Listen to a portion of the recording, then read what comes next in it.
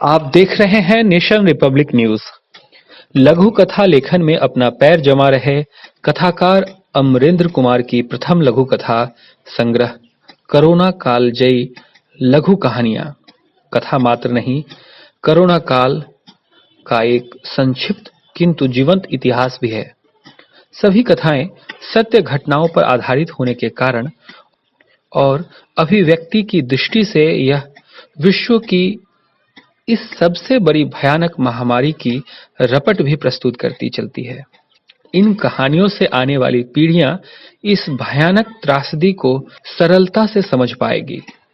लेखक का यह प्रथम प्रयास सराहनीय और लघु कथा साहित्य के विकास में मूल्यवान योगदान है। ये बातें सोमवार को बिहार हिंदी साहित्य सम्मेलन में आयोजित पुस्तक लोकार्पण समारोह की अध्यक्षता करते हुए सम्मेलन अध्यक्ष डॉक्टर अनिल सुलभ ने कही।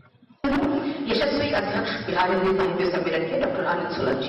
सख्त और मूल्यवान आयोजन के उद्घाटन करता और पुस्तक के लोकार्पण करता बिहार के आदरणीय पूर्व मुख्यमंत्री और वर्तमान में राज्यसभा सांसद श्री सुशील कुमार मोदी जी। इस आयोजन के मुख्य अतिथि पूर्व मंत्री और पटना साहिब के विधायक आदरणीय नंदकिशोर यादव जी।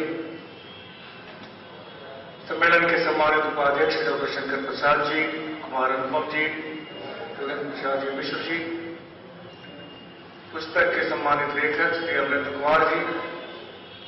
संचालिका कार्यक्रम की सम्मेलन की कला मंत्री डॉक्टर पल्लवी विश्वास जी तथा दीर्घा में प्रतिष्ठित आप सभी विदुषी देवियों और विद्वान सज्जनों,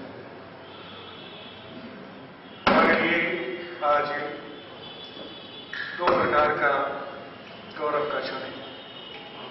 एक तो हमारे अपने ही सम्मेलन के अत्यंत आत्मीय सज्जनों में सम्मिलित श्री अमरेंद्र कुमार जी लघु कथाओं का संग्रह का लोकार्पण हुआ है और दूसरा एक अरसे के बाद श्री सुशील कुमार जी मोदी जी और नंदकिशोर यादव जी दोनों मंच पर प्रतिष्ठित हुए। इन्हें और तो अनेक अवसर मिला है, मुझे जानकारी मिली सम्मेलन की कई उत्सवों में आए, सम्मेलन में विभिन्न उत्सवों में आए, इन कार्यक्रम में अरसे बाद आए। और क्योंकि बिहार हिंदी साहित्य सम्मेलन ने अपनी स्थापना का 100 वर्ष पूरा कर लिया है, आप में से अनेक इस बात के साक्षी भी हैं कि सम्मेलन के 100 वर्ष में अनेक महनीय उत्सव हुए, जिसकी चर्चा न केवल भारतवर्ष में अपितु विदेशों में अंतर्राष्ट्रीय स्तर पर चर्चा का विषय बिहार हिंदी साहित्य सम्मेलन रहा। अपने 100 वर्ष में अपने अनेक आयोजनों के तहत, जिनमें हमने जो 3 बहुत महत्वपूर्ण उत्सव किए, एक तो शताब्दी समारोह का उद्घाटन, दूसरा महाधिवेशन, तीसरा देश की 100 विदुषियों का शताब्दी सम्मान से अलंकरण, चौथा देश के 100 मनीषी विद्वानों का प्रत्येक प्रांत से लेकर शताब्दी सम्मान से अलंकरण, और उसी प्रकार देश भर से युवा साहित्यकारों का शताब्दी सम्मान से अलंकरण। और इस कारण इतनी व्यापक चर्चा आदरणीय जो विशेष हैं अब डॉक्टर मृदुला सिन्हा जी, राज्यपाल के रूप में गोवा के अनेकों बार हमारे एक आयोजन में 2-3 बार पहुंचे और प्राय सभी आयोजकों को उन्होंने न केवल अपनी उपस्थिति से, अपने विचारों से, अनेक प्रकार से सहयोग करके सम्मेलन के गौरव में वृद्धि की। और उन्होंने सम्मेलन के शताब्दी वर्ष के विशिष्ट आयोजन शताब्दी समारोह के लिए उन्होंने राष्ट्रपति जी से भी वार्ता की और उपराष्ट्रपति जी से भी वार्ता की। हम जो समय निर्धारित कर रखे थे शताब्दी समारोह के लिए, क्योंकि उस समय राष्ट्रपति जी उपलब्ध नहीं थे, तो उन्होंने शुभकामनाएं मिलकर के शुरू रखी थी। लेकिन उपराष्ट्रपति जी का समय मिल गया, लेकिन इसी बीच में कोरोना आ गया और हम वो उत्सव नहीं कर सके। मैंने अभी मंच पर मोदी जी से चर्चा की है और अभी आप सबके समक्ष, आप सभी साक्षी हैं, सबके समक्ष इसे आगे रखा। गुरुराज जी तो कहीं रहे जो हमारे नेतृत्व कर रही थी सरकार में। अब आप इस नेतृत्व को संभालिए और उस समारोह का स्वागताध्यक्ष होना भी स्वीकार कीजिए। और आप किंचित प्रयास करेंगे तो निश्चित रूप से राष्ट्रपति जी का कार्यक्रम में मिलेगा और एक ऐतिहासिक उत्सव संपन्न होगा और साहित्य सम्मेलन और आप सबका साहित्य सम्मेलन के इतिहास में अत्यंत उल्लेखनीय मूल्यवान योगदान के लिए आप चिन्हित किए गए, स्मरण किए गए। और यह लालसा हमारी और हम सबकी इसलिए हुई है कि जब इस साहित्य सम्मेलन का स्वर्ण जयंती समारोह मनाया गया था, उस समय भी तत्कालीन राष्ट्रपति जी डॉक्टर राजेंद्र प्रसाद जी उपस्थित हुए थे और ये तो उनकी संस्था भी थी कि हम सबको विजिट कराते हुए गौरव की अनुभूति होती है कि साहित्य सम्मेलन, बिहार हिंदी साहित्य सम्मेलन के संस्थापकों में से एक रहे राजेंद्र बाबू और सम्मेलन के अनेक मनीषी विद्वान अध्यक्षों में भी सम्मिलित रहे, जो भी अध्यक्ष थे। तो मैं समझता हूं कि हम सबकी अभिलाषा शीघ्र मोदी जी के नेतृत्व में पूरी होगी। मैं संक्षेप में लेखक के बारे में सूचित करता हूं कि यह पुस्तक जो कोरोना काल गई लघु कहानियां हैं, लेखक ने आपको विदित भी कराया, यह लेखक की प्रथम पुस्तक। मैंने इस पुस्तक में सम्मति भी लिखी है, आप देख लीजिएगा, इसमें नहीं लेना चाहूंगा। इतनी बातों से कहूंगा कि लेखक एक प्रतिभाशाली साहित्य सेवी है और इन्होंने अपने मनोभावों को, अपनी अनुभूतियों को, अपने विचारों को कोरोना काल के बीच घटित हुई सत्य घटनाओं को आधार में रख करके ये कहानियां लिखी हैं। इसलिए मैं कह सकता हूं कि ये कथाएं, ये कथा संग्रह सिर्फ एक कथा भर नहीं है, यह कोरोना काल का एक जीवंत इतिहास है। और मैं ये मानता हूं कि आने वाली पीढ़ियां इन पुस्तकों के, इनके संग्रह के माध्यम से ये जान पाएंगी कि कोरोना काल में विश्व ने, विशेष रूप से भारत ने और बिहार ने किस प्रकार सामना किया था, कौन सी संतरास झेले थे और क्या क्या दुखद घटनाएं हुई, कितनी बड़ी विनाशलीला हुई और किस प्रकार भारत के लोग इस महायुद्ध में लड़े और विजयी हुए।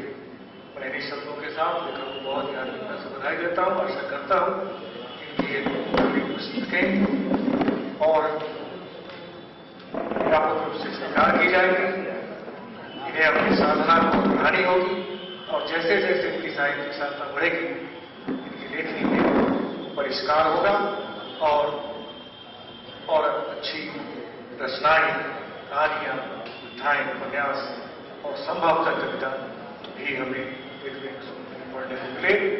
और एक उपलब्धि मैं भी बताना चाहता हूं, बिहार हिंदी साहित्य सम्मेलन ने पिछले वर्षों में न केवल कवियों और साहित्यकारों को प्रतिष्ठा प्रदान की, उजल अवंचित साहित्यकारों को सामने लाया, अपितु साहित्य में रुचि रखने वाले अनेक व्यक्तियों को लेखक और कवि भी बनाया है, जिसमें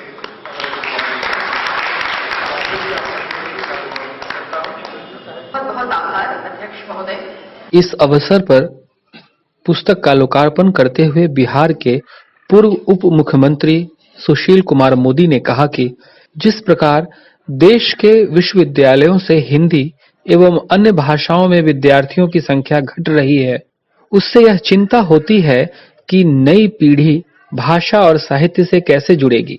निश्चित रूप से इन्हीं सारी जानकारियों का एक छोटा सा गुलदस्ता हम अपने सम्मानित अतिथियों के सम्मुख रखना चाह रहे थे और निश्चित रूप से हम इसमें सफल भी हुए और हम सबकी जो ऐषणा है वो माननीय सुशील कुमार मोदी जी तक पहुंच चुकी होगी, ऐसी पूरी आशा है हम सबकी। आइए और अब उन्हें ही हम आमंत्रित करते हैं उनके आशीर्वचनों के लिए। पूर्व उप मुख्यमंत्री बिहार सुशील कुमार। मित्रों, मेरा कोई साहित्य से लेखन से बहुत संबंध नहीं रहा, लेकिन मुझे अमरेंद्र जी ने यह बताया कि कोरोना काल के दौरान जो घटित घटनाएं थी या जो देखा इन्होंने, उस पर उन्होंने लघु कहानियां लिखने का काम किया। तब मैं तैयार हो गया इस पुस्तक का विमोचन करने के लिए। और मुझे ये भी नहीं मालूम था कि अमरेंद्र जी बैंक की नौकरी करते थे। मैं उनको पॉलिटिकल वर्कर के नाते समझता था। तो पिछले दिनों जब मिले तब मालूम पड़ा कि बैंक की नौकरी कर रहे थे। और उन्होंने भी बताया कि 200 लघु कहानियां उन्होंने लिखने का काम किया। तो अगर 4 महीने में 200 कहानियां लिख सकते हैं तो आगे आने वाले दिनों में कितनी कहानियां लिख सकते हैं। तो कविता लेखन के बारे में किस उम्र में आदमी की प्रतिभा उजागर है कोई नहीं। पंडित कैलाशपति मिश्रा जी के नाम से सब वाकिफ है। काम नहीं करता मेरा नंदकिशोर के नाम से बैठे कई लोगों का उनसे बहुत 40-50 साल का संबंध रहा। फिर कभी पंडित कैलाशपति मिश्रा जी को कविता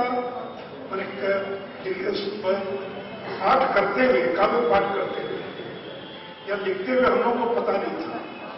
लेकिन 70-75 साल की उम्र पार करने के बाद और फिर जो लिखना शुरू किया उन्होंने, उनके 4-5 काव्य संग्रह प्रकाशित हुए। तो मुझे पहली बार लगा कि कोई चीजों की कोई उम्र नहीं होती।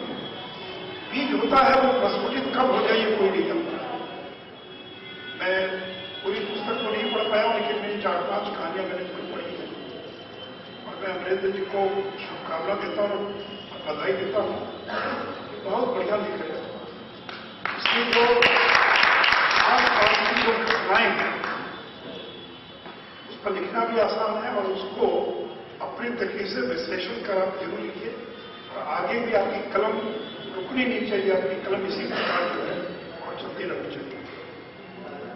मेरे मित्रों, हिंदी साहित्य सम्मेलन से मेरा संबंध 67 से, क्योंकि मैं इसी मोहल्ले में रहता था बाकरगंज। फिर बाकरगंज से आगे गया तो राजेंद्र नगर गया। 67 में बिहार में जब उर्दू को दूसरी राजभाषा घोषित किया गया, पंडित रामदयाल पांडे जी थे उस समय, और उस समय द्वितीय राजभाषा बनाए, उर्दू का विरोध नहीं था। किसी भी भाषा को बिहार में द्वितीय राजभाषा बनाए जाने के विरोध में जो बड़ा आंदोलन चला, उसका नेतृत्व उस समय बिहार हिंदी साहित्य सम्मेलन ने करने का काम किया। और उस समय जितनी बैठकें होती थी आंदोलन की, वो यही करवा करती थी। इसलिए मैंने तो हिंदी साहित्य सम्मेलन के उत्थान, पतन और फिर उत्थान, और मैं अपनी सौरभ और पूरी टीम को धन्यवाद देना चाहूंगा कि आपने फिर से इसको एक नई जिंदगी, एक नया स्वरूप देने का काम किया। तो मुझे चिंता इस बात की है कि आगे आने वाले दिनों में हिंदी साहित्य का क्या होगा। पटना विश्वविद्यालय के हिंदी विभाग में जयशंकर जोशी जी थे, आपने हिंदी नहीं था। हिंदी विभाग में नाम लिखाने के लिए कोई तैयार नहीं। बंगाली, हिंदी, उर्दू, फारसी, इन सारे विभागों में 5 लड़के, 7 लड़के, 8 लड़के, आधी से ज्यादा सीटें खाली था। ये केवल पटना विश्वविद्यालय की बात नहीं है, पूरे बिहार के सभी विश्वविद्यालयों के अंदर हिंदी विभाग में नामांकित छात्रों की संख्या लगातार बढ़ती है। और जिस तरह से तकनीक, टेक्नोलॉजी और आईटी कम्युनिकेशन, इनका जिस तरह से बोलबाला बढ़ा है, तो मुझे डर लगता है कि 10-20 साल के बाद इस देश में अब कोई उदयमान साहित्यकार बहुत कोई दिखाई नहीं पड़ता है। ऐसा नहीं कि ये लोग हैं, लेकिन महादेवी वर्मा से लेकर और जो एक श्रृंखला थी, मैं तो श्री पूजन साहिब जी के साथ भी मुझे फोटो खिंचवाने का मौका मिला, तो बहुत कम उम्र का था, 6-7 साल का। दिनकर जी को भी देखने का मौका मिला। फणेश्वर नाथ रेणु तो मेरे मोहल्ले में ही रहते थे, मुझे नहीं मालूम था कि यही रेणु जी है।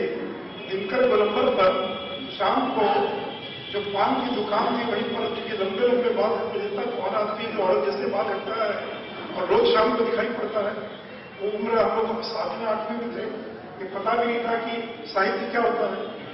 बहुत 74 आंदोलन में मालूम पड़ा कि साहब ये वही फणेश्वर नाथ रेणु है जिनके हम फैन हैं, जिनके हम प्रशंसक हैं।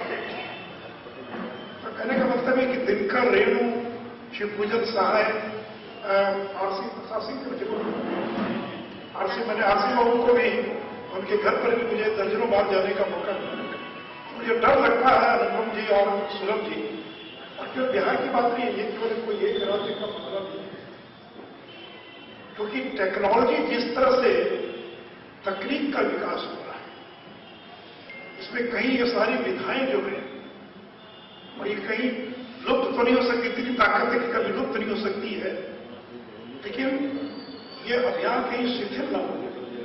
हम लोग को 65, 66 या 67 की बात होगी, अंग्रेजी हटाओ आंदोलन में हम लोगों ने पटना में लक्ष्मण टॉली से लेकर बाकी अंग्रेजी के बैकवर्ड को काली पूछने का काम। कर्पूरी जी ने जब अंग्रेजी की अनिवार्यता को खत्म किया, हम लोग उनके प्रशंसकों में से एक थे, और मैं आसाम आंदोलन में मुझे जाने का मौका मिला, 84-85 का दौर रहा होगा। असम साहित्य सभा के सम्मेलन में, असम साहित्य सभा, आप अंदाज कर सकते कितने लोग भाग लेते हैं? 1.5 लाख लोग, 1.5 लाख, 2-2 लाख लोग असम साहित्य सभा के और सम्मेलनों में भाग लेते थे, और आज भी 50,000 लोग असम साहित्य सभा के सम्मेलन में भाग लेते हैं। मैं मुंबई जाया करता था, तो थिएटर, वहां पर नाटक, मराठी नाटक, यानी मुझे लगा, मैंने एक दिन अपने मित्र से कहा चले देखिए मराठी नाटक कैसा होता है, तो मुझे लगा कि जैसे पटना में उस जमाना सतीश आनंद का जमाना था, तो 10-20 लोग रहा करते थे हॉल के अंदर नाटक देखने में। फिर भी पटना में दर्जनों नाट्य संस्थाएं थी, और अच्छे अच्छे नाटकों का मंचन देखने मुझे याद है। एक था गधा, या क्या नाम था उसका, मैंने विश्वामित्र, ये पंचतंत्र की कहानियों पर, और अनिल देव हुआ करते थे आर्ट्स एंड आर्टिस्ट। मैंने उस नाटक में 2 अनिल देव अलग, ये अनिल देव, ये रहते थे ये जो चौहट्टा है, और आर्ट्स एंड आर्टिस्ट नाम की संस्था थी, और 3 घंटे का नाटक, और रविंद्र भवन में 21 दिन तक लगातार 3 घंटे का शो सुनने की कहानी। मैं क्यों ये कहना चाह रहा हूं कि इस दौर, ये जो दौर बदला है, उसमें कोई दोषी नहीं है कि हम और आपको दोषी, लेकिन जमाना बदला है। उससे मैं मुंबई की बात कर, जब मैं वो मराठी नाटक देखने गया तो मालूम पड़ा हाउसफुल। मुझे लगा कि मैं टिकट देकर भी कोई नाटक देखता है, और कभी जहां टिकट 200 रुपए की टिकट, वो हाउसफुल, 300 हाउसफुल, 200 हाउसफुल, 3 दिन का एडवांस। तो मराठी साहित्य, तमिल साहित्य, बंगला साहित्य, असमिया साहित्य, ये जो क्षेत्रीय भाषाएं हैं, इनका जो साहित्य है, इनकी जो अखबार है, उससे मैंने कहा कि ये आज का विषय नहीं, लेकिन कि मैं साहित्य सम्मेलन में आया तो मुझे सारी पुरानी बातें और हिंदी साहित्य सम्मेलन की ताजा हो गई, तो मुझे लगा कि मैं इसको शेयर करूं। और जब हम कोरोना काल में बैठे, मित्रों, हर आंदोलन में इस पर एक आंदोलन ही करता, ये भी एक प्रकार का आंदोलन, कोरोना के खिलाफ लड़ाई का आंदोलन है। हर आंदोलन नए शब्द करता है, नए नारे देता है। शंकर जी बैठे हैं, अनुपम जी बैठे हैं, जितनी आंदोलन में जनता कर सकती है, सिंहासन खाली करो की जनता आती है, एक नई शब्दावली पूरे आंदोलन ने देने का काम किया। उसी प्रकार मैं देख रहा था कि जब कोरोना प्रारंभ हुआ तो आदरणीय प्रधानमंत्री जी ने पहला स्लोगन दिया, जान है तो जहान है। अरे जान बचेगी तब ना बाकी कुछ होगा, इतना डर कि जान बचेगी कि नहीं बचेगी। फिर जब लॉकडाउन शिथिल हुआ तो उन्होंने नारा दिया, जान भी जहान भी। जान भी बचनी चाहिए और दुनियादारी भी चलनी चाहिए। तो अगर व्यापार उद्योग बंद हो गया, अर्थव्यवस्था चरमरा गई, लोग बेरोजगार हो गए, तो जान भी जहान भी। फिर कितने सरल शब्दों में प्रधानमंत्री जी ने कि सोशल डिस्टेंसिंग का नारा दिया, 2 गज की दूरी, मास्क है जरूरी। यानी इस एक वाक्य में पूरे कोरोना के खिलाफ लोगों में जागरूकता, सोशल डिस्टेंसिंग गांव का भी समझेगा कि नहीं समझेगा, मास्क समझेगा कि नहीं समझेगा, तो एक नारा दिया, 2 गज की दूरी, मास्क है जरूरी। फिर जब और आगे बढ़ा ये कोरोना काल, तो उन्होंने नारा दिया, जब तक दवाई नहीं तब तक ढिलाई नहीं करे। जब धीरे धीरे कोरोना शिथिल होने लगा, लोग निश्चिंत होने लगे और संक्रमण का खतरा कम होने लगा, तो उन्होंने कहा कि जब तक दवाई नहीं तब तक ढिलाई नहीं। दवाई भी कड़ाई भी, दवाई भी अब है, दवाई भी, दवाई आ गई, तो दवाई भी कड़ाई भी। अब प्रधानमंत्री जी ने कहा कि घर की लक्ष्मण रेखा को पार मत कीजिए, घर से स्टे हो, घर के अंदर रहिए। उन्होंने एक बड़ा सरल समझने लायक वाक्य कहा कि घर की लक्ष्मण रेखा को पार मत कीजिए, अगर पार करेंगे तो कोरोना जो है वो घर के अंदर रावण के समान और प्रवेश कर जाएगा। इसलिए मित्रों, और फिर कुछ नए शब्द आते, कुछ नए शब्द। अब क्वारंटाइन शब्द मुझे पता नहीं आप में से किसी ने इसके पहले सुना था कि नहीं सुना था। मैंने तो कोरोना के बाद ही पहली बार क्वारंटाइन शब्द सुना। अब तो क्वारंटाइन हिंदी साहित्य से लेकर हर डिक्शनरी का हिस्सा हो गया होगा क्वारंटाइन। और इस कोरोना काल में जैसा अमरेंद्र जी लिखते रहे, मैंने भी अपनी डायरी लिखी, डायरी लिखने का शौक है और आज मैं वो डायरी प्रकाशित हुई, बहुत रोचक और बहुत ही जिस दौर से गुजरे हैं उसका संकलन उसमें आज नकल करने का भी देखने को मिलेगा। तो मैं कह रहा था कि तुम्हें गांधी की जीवनी मैंने कई बार पढ़ने का प्रयास किया, जेल में भी था जब इमरजेंसी में, लेकिन कभी मैं पूरी आत्मकथा पढ़ नहीं पाया।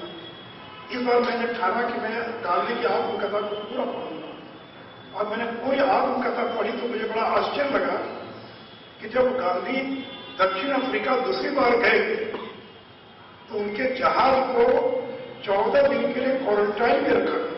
मैं तो अवाक रह गया कि गांधी की आत्मकथा कितनी पुरानी, 60-70 साल तो हुई क्या होगा प्रकाशित हुई।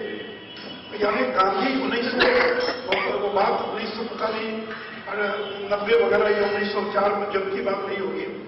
तो गांधी अपनी आत्मकथा में लिख रहे हैं कि जब हमारा छोड़ दीजिए, इसका मतलब कीजिए, बीच में छोड़ दीजिए, और भी कीजिएगा, छोड़ दीजिए। तो गांधी आत्मकथा में लिखते हैं कि जब जहाज किनारे लगा उसमें प्लेग था और प्लेग फैला था, लाखों लोग प्लेग से मरा करते थे।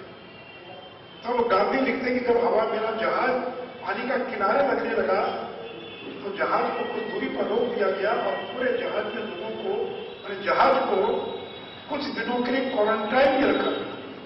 तो मुझे लगा कि क्वारंटाइन शब्द जो है ये आज का कितना पुराना है।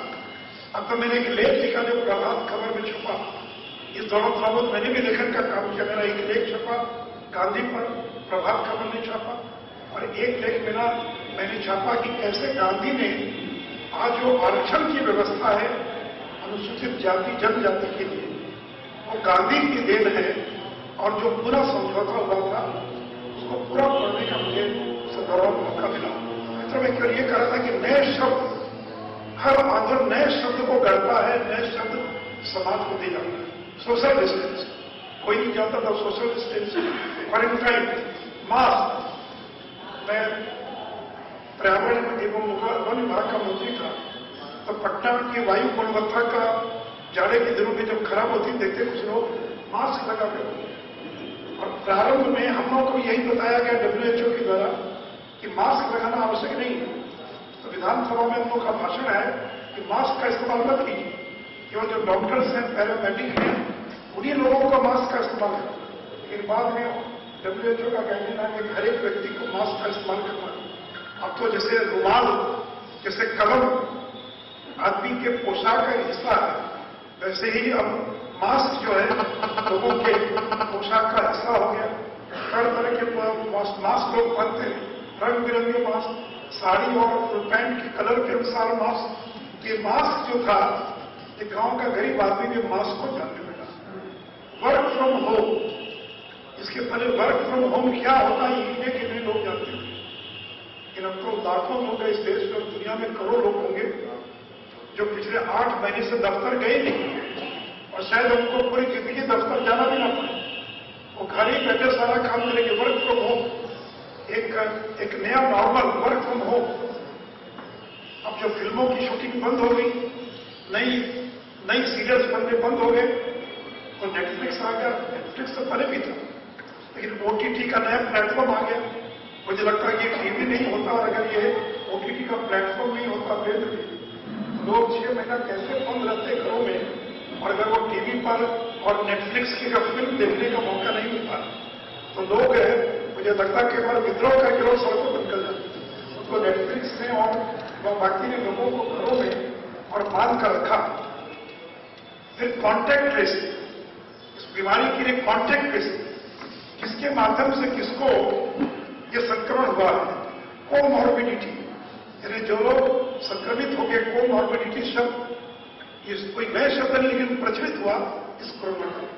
कोमॉर्बिडिटी यानी जिनको डायबिटीज है, ब्लड प्रेशर है, हार्ट की बीमारी है, कैंसर है, अगर उनको कोरोना हो गया तो उनको उन पर खतरा जाता है। Comorbidity. PP, personal protection equipment, PP kit, लोगों ने पहले कभी नाम ही नहीं सुना था। हिंदुस्तान में PP किट बनता ही नहीं था, बाहर से मंगाया गया।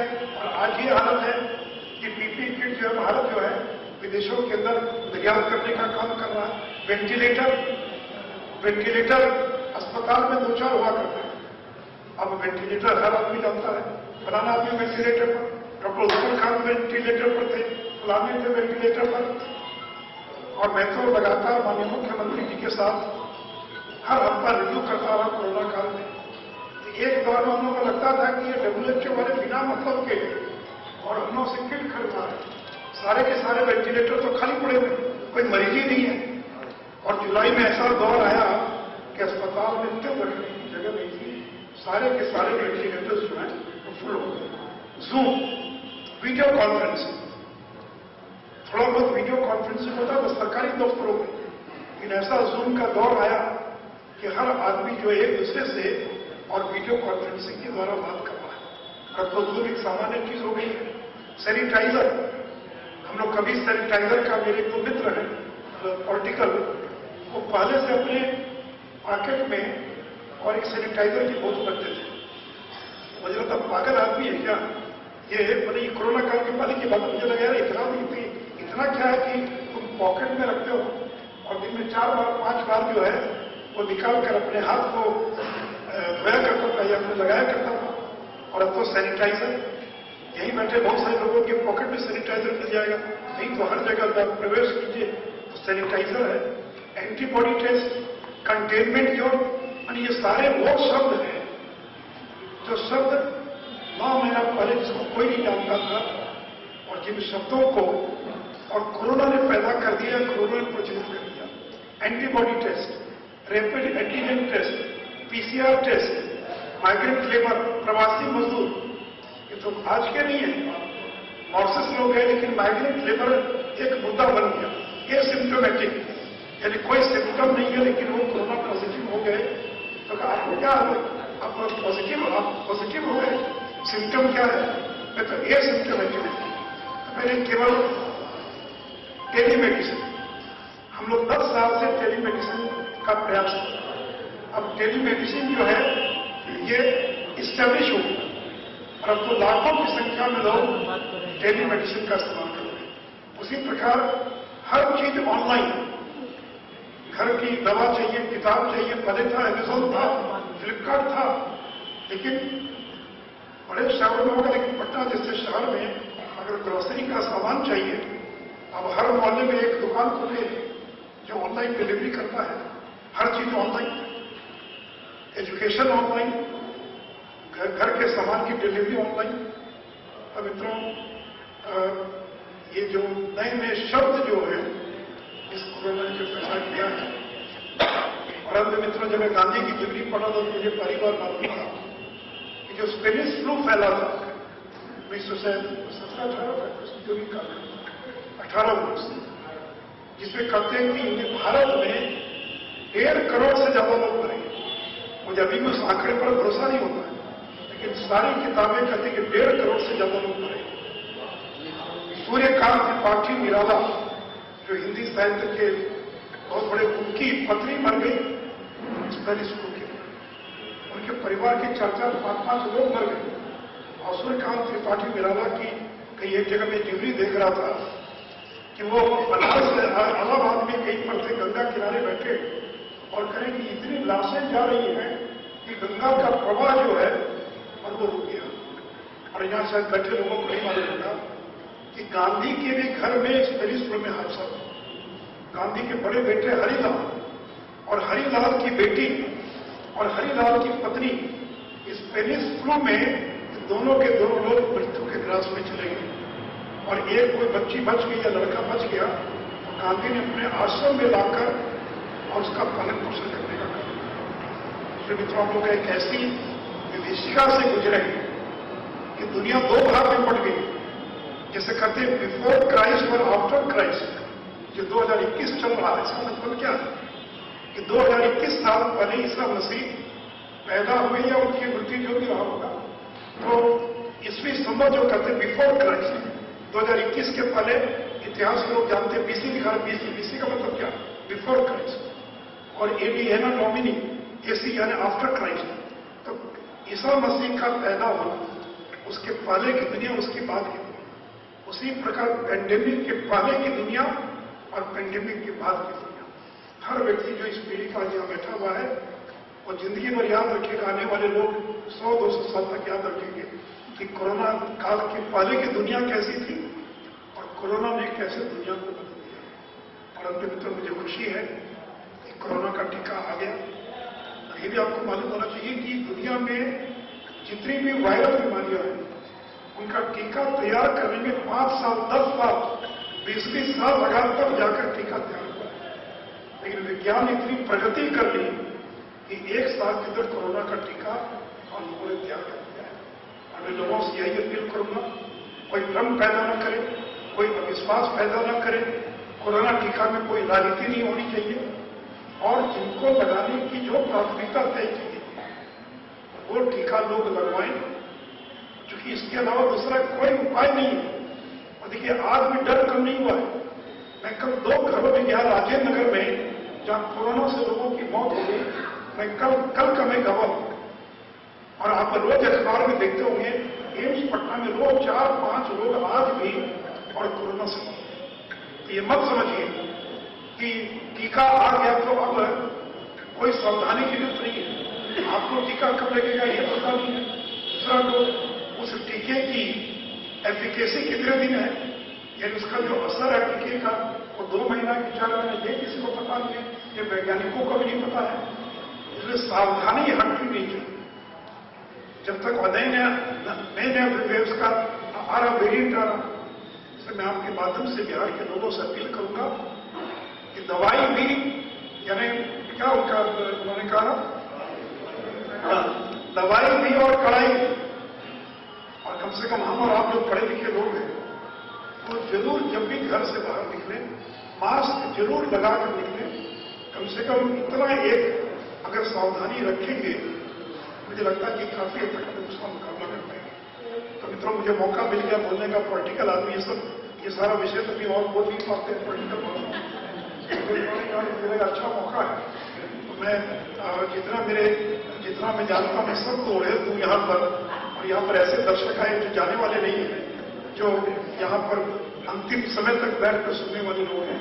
इसलिए मित्रों, फिर से एक बार अमरिंदर जी को बधाई और मेरी शुभकामनाएं।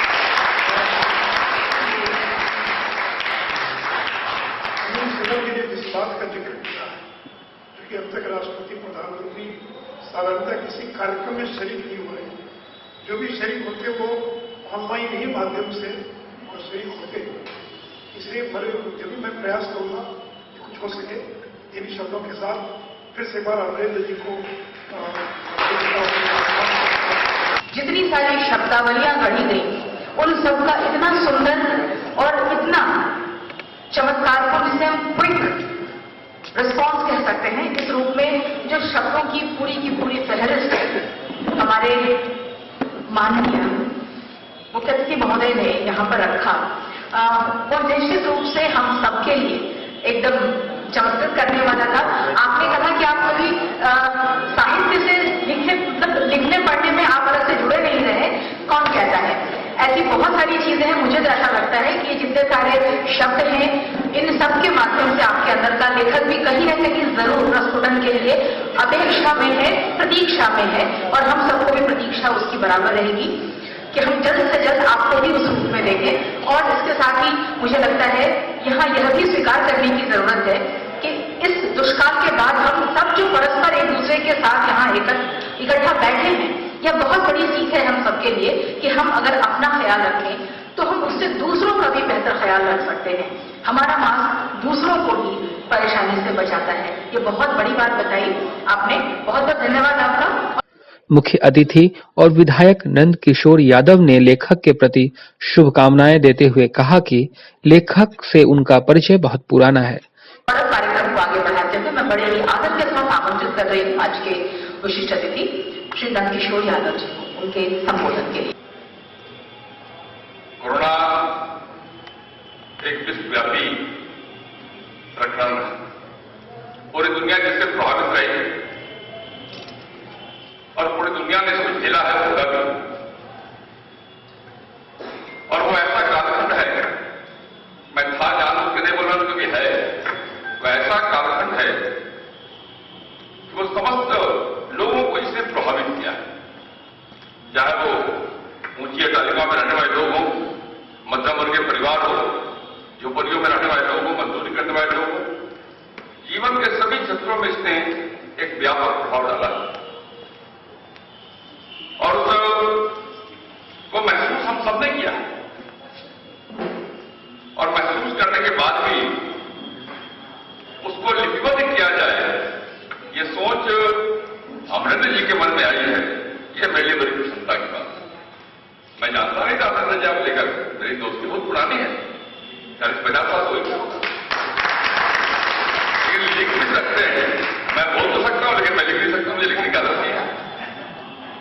खेला तो मैंने लिया, वो तो मैंने भी किया है, लेकिन अमरिंदर जी का आज का जो लेखक का रूप है, मैं उस लेखक के रूप को प्रणाम करता हूं, आपको बहुत बहुत बधाई देता हूं और आपको धन्यवाद देता हूं। मित्रों, मैं बहुत भाषण देने के लिए खड़ा नहीं हुआ, मैं तो केवल अपने मित्र को धन्यवाद देने के लिए आया था, तो उसके इस कला से मुझे पढ़ के सुनने का अवसर मिला। और मैं जरूर चाहूंगा कि जिनकी कहानियां आपने लिखी हैं, उन कहानियों को और पुस्तक का आकार दीजिए, और सुश्री जी जरूर उसका विमोचन करेंगे। पता नहीं आपको मालूम है कि मालूम है, अमरिंदर जी आजकल सुश्री जी की छत में रहते हैं, ओरिजिनली है मेरे छत के आगे, पटना सिटी के हैं भाई, पटना सिटी से भाग के पटना आ गए। ये बैंक में पैसा कितने किताब लिखने लगे, ये बड़ी शुक्र था, मेरी प्रसन्नता की। लेकिन सबसे अच्छी बात यह है, जिस कालखंड की त्रासदी को आपने लिपिबद्ध किया है, आज उस त्रासदी से छुटकारा पाने का अवसर भी लोगों को प्राप्त होने वाला है। और हम भारत के लोग बड़े सौभाग्यशाली हैं कि भारत के अंदर कोरोना को मात देने वाले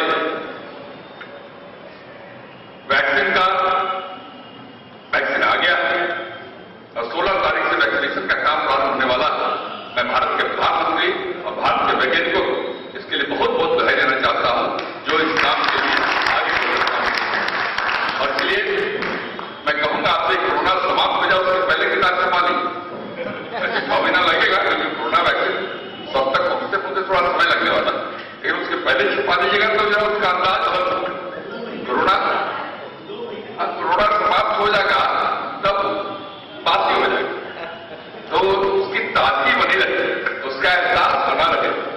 मैं जरूर आपसे अपेक्षा करूंगा कि पहले ही उसका प्रकाशन आप कर लें। मैं लंबी बात न करता हूं और फिर से एक बार अपने मित्र को इस नए विधा के लिए बहुत बहुत धन्यवाद, बहुत बहुत साधुवाद देता हूं, शुभकामनाएं देता हूं। बहुत बहुत धन्यवाद। अद्भुत मैत्री का बहुत ही बिरला उदाहरण आज हम सबके सामने रहा, जहां आप माननीय पूर्व मंत्री या मंत्री या किसी बड़े राजनीतिक के रूप में नहीं, बल्कि सिर्फ और सिर्फ एक मित्र के रूप में यहाँ आए और आपने उस बात की बार बार चर्चा की। मुझे लगता है एक जोरदार तालियां तो बनती ही है। एक रचनाकार मित्र को उसके इस नए स्वरूप को देखकर एक मित्र का प्रसन्न होना एक बहुत ही सुंदर तरीके से आया। मुझे लगता है अमरेंद्र जी की कहानियों में एक इस आशय की कहानी भी अगली दफा जरूर शामिल होगी। कृतज्ञता ज्ञापित करते हुए पुस्तक के लेखक अमरेंद्र कुमार ने कहा कि लॉकडाउन के एकांत के क्षणों में उन्हें लेखन की प्रेरणा मिली। मैंने ये किताब क्यों लिखी इसके बारे में भी बताना चाहता हूं। जब लॉकडाउन हुआ तो मैं घर पे बैठा हुआ 10-15 दिनों तक टीवी देखता रह गया।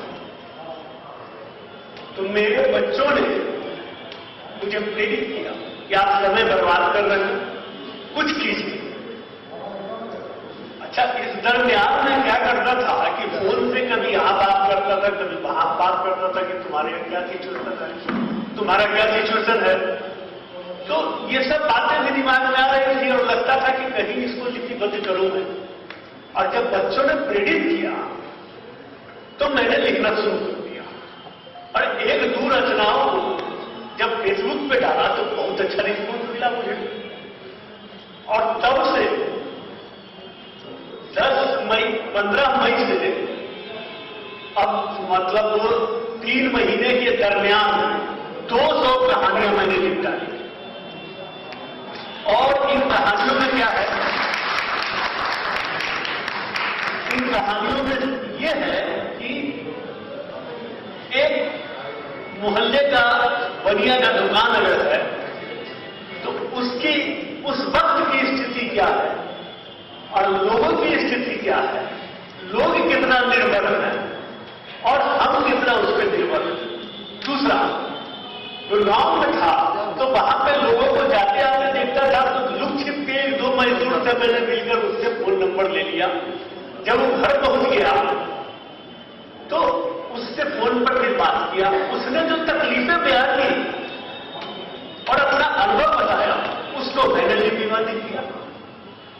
एक पुलिस वाले से भी बात हुई और पटना में भी एक आध पुलिस वालों से बात हुई। इन लोगों का जो परेशानी था इसको हमने जाना, समझा और उससे लिपिबद्ध किया। तो ऐसे ऐसे छोटी छोटी घटनाएं जो मेरे आस पास घटित होती रही इस कोरोना काल में, मैंने उन्हीं को लिपिबद्ध किया है। और ये सब 200 कहानियों में 100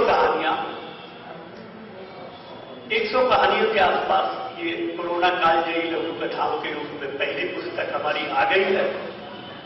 और रुकी हुई थी इसलिए महीनों से कि मैं माननीय मोदी जी से समय लेना चाहता था कि आप इसका लोकार्पण करें। और मुझे पता नहीं दूसरी पुस्तक आएगी तब तक तो माननीय हो सकता है भारत सरकार में किसी सर्वोच्च पद पे हो, लेकिन मेरा यह आग्रह होगा कि आप कहीं भी रहे, थोड़ा समय भी निकालेंगे, महीना दिन बाद भी निकालेंगे तो मैं लोकार्पण माफी से करूंगा। दूसरी कहानी भी समसामयिक घटनाओं पड़ी है। हालांकि स्थिति हमारी ये हो गई थी अभी 4 दिन से कि मैं बिछावत में था। यूरिनल इन्फेक्शन के चलते मुझे बहुत ज्यादा तकलीफ हो रही थी। कल तो सोच लिया था कि अब कैंसिल कर दिया जाए, लेकिन फिर एक मन कहा कि नहीं, बड़ी मुश्किल का समय मिला है, कैंसिल नहीं होगा। और फिर मैंने प्रोग्राम को पुनः दिया, चाहे जैसे हो, मन में सोच लिया चाहे जैसे हो, सब कुछ दूसरों का सौंप कर मैं आज ही घर से यहां आया 5 दिन बाद और इस पुस्तक को लोकार्पण हुआ, मेरा एक बहुत बड़ा सपना पूरा हुआ। मैं आगे भी लिखता रहूंगा अगर आपकी प्रेरणा और सौहार्द इसी तरह मुझे मिलता रहा, आशीर्वाद मिलता रहा, तो मैं आगे भी लिखता रहूंगा। धन्यवाद। बधाई लेखक महोदय को। वाकई यह एक जहां वक्त ठहर गया था वहां पर से चलते चले जाने का, चले रहने का यह सुंदर संदेश, रचनात्मक संदेश उन्होंने न सिर्फ अपने जीवन पर लागू किया बल्कि संग्रह के माध्यम से हम सबको भी प्रेरित किया कि हम सब रुकने से, जड़ होने से अपने को बचा सकते हैं, चाहे